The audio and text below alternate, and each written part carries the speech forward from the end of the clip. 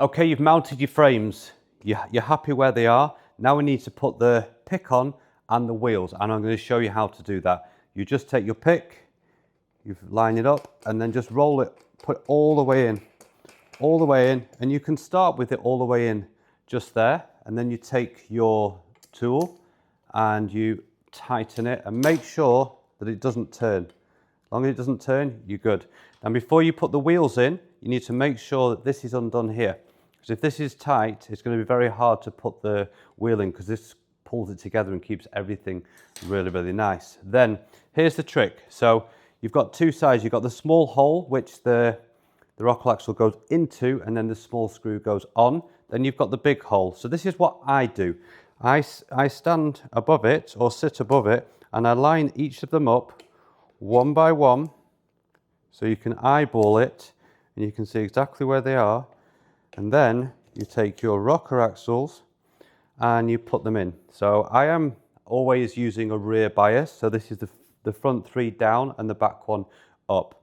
So we're going to put these in there. So we've got one, and the next one, two, and the next one. Just have to make sure that they're lined up nicely. Three. And there's always going to be one that's a little bit of a pain, isn't there? It's always like that. And that's all of them there. And then just use your thumb to hold as you screw that in, and do it as much as you can with your fingers. When these are new, you see the blue that's on them, they are a little bit harder to go in, which is by design. As you take them off and on, off and on, off and on, you can put them in more with your fingers. I can actually get this one all the way in. On my old ones, I could do it all the way, because I took them off and on so many times when I was changing to indoor to outdoor wheels, which I do a lot. I always like to have the right wheel for the right surface, because it makes a massive difference. If you are an ice skater, you know what it's like to be on blunt edges. You know what it's like to be on really, really bad ice.